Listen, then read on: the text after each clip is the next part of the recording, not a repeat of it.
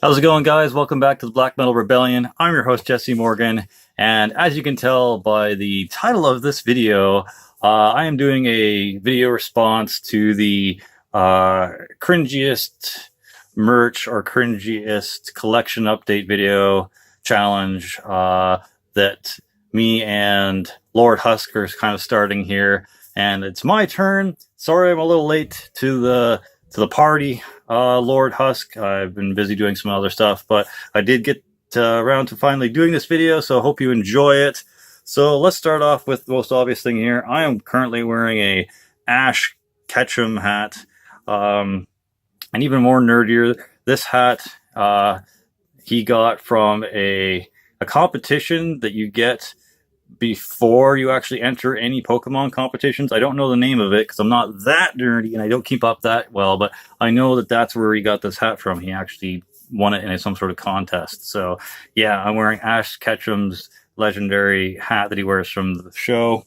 And to go along with that, I'm going to quickly show off my current Pokemon DVD collection. So here we go. This is the entire Indigo League on the fucking fat discs 1 through 3. This stuff I kind of grew up on my younger teens and like preteens years. Really enjoyed it, and I finally ended up getting a copy of it about 3 years ago or 4 years ago for my son. So yeah, we've now got a copy of the original Indigo League of Pokemon here. And then, of course, after Indigo League comes the Orange Island Adventures, which I've currently seen. So I've seen Indigo League, I've seen Orange Island Adventures, and I've seen the Johto Journeys, which is, I think, the next one sequentially. So I've seen that. And then I think I'm in the middle of watching this. I haven't actually watched too many episodes recently. I think the last time I watched any was like last year sometime. But I still need to catch up on this and the next bunch of things I'm about to show. But this is the Johto League Championship. So it's when he, I guess, wins the battle or loses. Probably loses because he's not that great of a Pokemon catcher, to be honest. But yeah, so... That's the Johto League champions. Now, the rest of this, some of it I've seen, some of it I haven't. These are the Pokemon, the first 3 movies, I believe, all on this, like, hard metal collector's tin. Not sure which ones of these I've seen. Pretty sure I've seen the first movie. Don't know if I've seen Pokemon 2000. And I definitely didn't see Pokemon 3. So I need to catch up on a few of those. Next, I don't know where exactly these movies come in on the timeline. But I also have this. It's called Pokemon Legends. It's got 4 films on it. It's got Pokemon Forever, Pokemon Heroes, Pokemon Jirachi, whatever the fuck that is, Jirachi Wishmaker, and then Pokemon Destiny Deoxys. Yeah, whatever the fuck that is. So, I haven't watched any of these yet. The boy has. He's watched them a few times. And then we have, I'm pretty sure I skipped, pretty sure I skipped a fucking season, but this is Pokemon Advanced. I think this is like a season or 2 ahead of what we have. So definitely missing 1 or 2 seasons between this and that. So there's Pokemon Advanced, the complete collection. And then skipping so many, we got Pokemon XY series, episodes 1 through 45. This one, for whatever reason, my youngest, Xavier, decided to chomp down on and chew because it fell off the shelf and he got a hold of it. And he was still teething at the time. So yeah, a nice big chunk is chomped out of that. So yeah, XY, Volume 1 and 2. And I'm missing Black and White and like a whole bunch of other random uh, seasons, but very interesting. Really weird characters end up happening. Like there's an ice cream apparently, and a muffin. Just random inanimate objects start becoming Pokemons. Pokemon is Pokemon just singular and plural? I'm pretty sure it is. So yeah, the inanimate object Pokemon start happening. I think around that era. Let me know if you're nerdy enough to know what season it is that inanimate objects start becoming Pokemon. All right, so that's it for like my nerdy anime stuff that I've collected. I don't think I have anything else that's super nerdy in anime, except for maybe the Dead Space films and the Resident Evil animated films. I don't really have anything else, and if I find it, maybe I'll show it. But all right, next, something kind of cringy, but some people don't like this band, Hollywood Undead. This is a tour shirt from when they came to Toronto a couple of years ago. I don't know if you'll be able to see it, but I guess I'll sit the other way. So yeah, there it is. There's the back and all the tour dates. But yeah, some people don't like Hollywood Undead, so I guess that's kind of cringy. And we could show off all the Hollywood Undead albums, but just letting you know, we have them all, so there's not really any point in taking them all out. I guess I'll show another shirt when I get to the band, but there's a couple of really cringy stuff in here, so you're going to hate this. So here we go. Black Veil Brides with We Stitch These Wounds. First album, which, in my opinion, is their best one, even though it's like post-hardcore stuff. Their second album, Set the World on Fire, with the Rebel love song, which is cringy as fuck, even for me. But yeah, we got that. And then we have one, The Wretched and the Divine, but it's out in the living room, and I forgot to grab it. And then we ended up getting the newest one, Black Veil Bride's Veil. The wife actually has a Veil shirt that she likes to wear. So that cringiness is out of the way.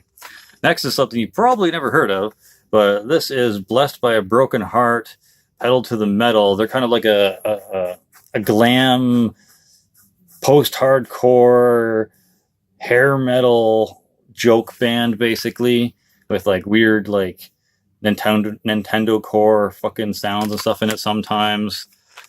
This is just really weird, so I definitely want to show you as much of it as I can.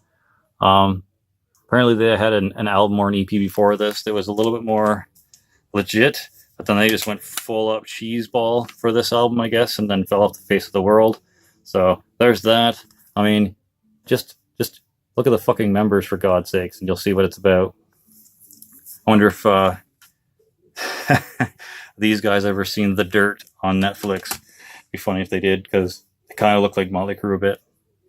Also, The Dirt was awesome. Go watch that movie. This next couple of things are not bad. I'd probably still listen to it today if I had the mood, but this is Bullet for My Valentine with The Poison, which, once again, is their best album. It's funny how most people's albums are the best when it's like their first release or EP. When it comes to these really popular, genre things, I don't know if you'd consider this post-hardcore or metalcore or what, but yeah, I figured this would fall in line with that stuff. So there's that. Then their second album, Scream Aim Fire, very cringy. But this is the kind of stuff that the wife listens to more than I do, but these are my albums, so bear with that. This is the double disc with a couple other bonus tracks and DVD content. So yep, second album. I think this was the latest one I ever got. I never got 5 or V or what it was, and then I never got Anger or Temper or what it was called, and I never got the new one. I couldn't stay with these guys after this album, and I was starting to get into more like extreme metal stuff. So yeah, that was the last Bullet for My Valentine album I got. All right, the next one I'm going to show off the shirt for. This is From Ashes to New.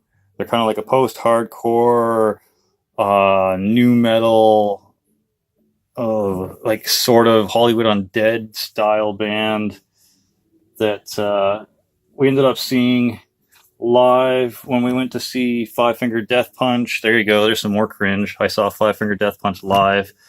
Papa Roach and 6 a.m.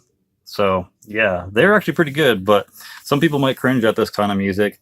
And then this is their debut album.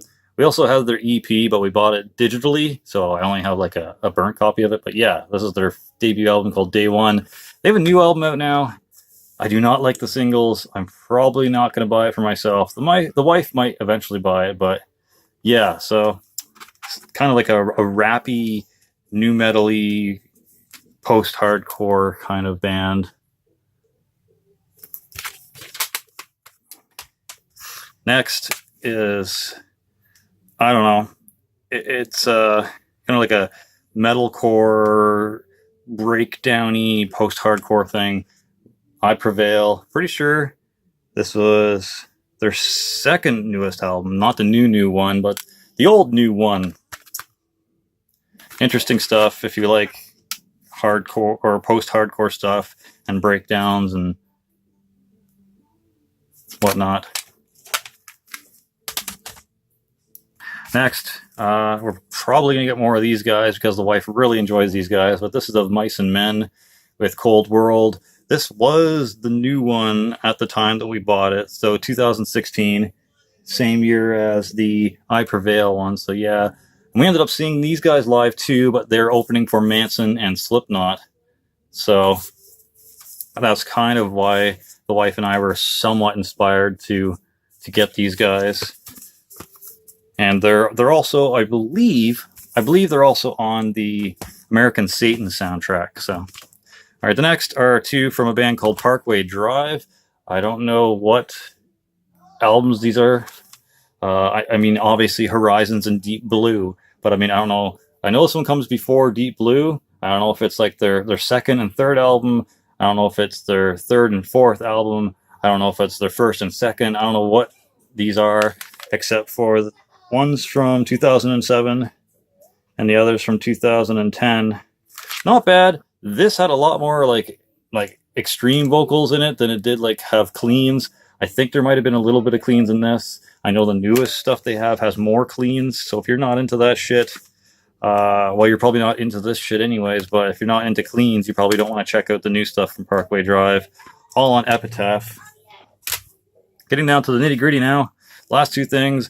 This will definitely make you cringe if you're a fan of this channel, because you probably won't be listening to this. This is Pierce the Veil with Misadventures. We actually have this also on vinyl because I wanted to get the wife it on vinyl, and it has like a rare white LP. So yeah, this is it's kind of emo-y, post-hardcore kind of stuff. Very high-pitched, whiny, sad boy, teenager vocals. Yeah, so definitely not for the extreme metal fan. And the last thing, some more kind of like sappy, emo-y type of stuff, not super post-hardcore or too like metalcore, but this is Census Fail with Let It Unfold You. Some really just lame artwork there, kind of cringy, kind of redundant. Dude looks in the mirror and an evil version of himself is on the other side. It's been in so many different albums, but yeah, this I actually got from a guy off of Virage sale, or Virage, and he's the guy that took me into his basement and let me see his collection. It sounds creepier than what it is. So I got that for the wife. But yeah, so that is a big stack of cringe for you guys. Hope this amused you. Hope you cringed as much as I do, or maybe even more at some of the stuff that we own here that's like nerdy and anime, and then like sappy, emo, post-hardcore stuff. I'm definitely amused by how much cringe is surrounding me right now. Hope you guys enjoyed it. And I guess I'm going to nominate Azag Gala from Azag's Abyss. I nominate Jax from Jax Be the Ripper's channel, and I nominate, let's see, Trez. So those 3 channels, if you want to do a cringe video on the cringiest things in your collection, that'd be cool. Tag us, I guess, somehow. I think you do hashtags in the description now, so maybe hashtag Lord Husk cringe tag, something. We'll figure it out, and we'll start tagging each other in the description box. So yeah, that's it. Hope you enjoyed. For glory, for the rebellion, Cringerella out.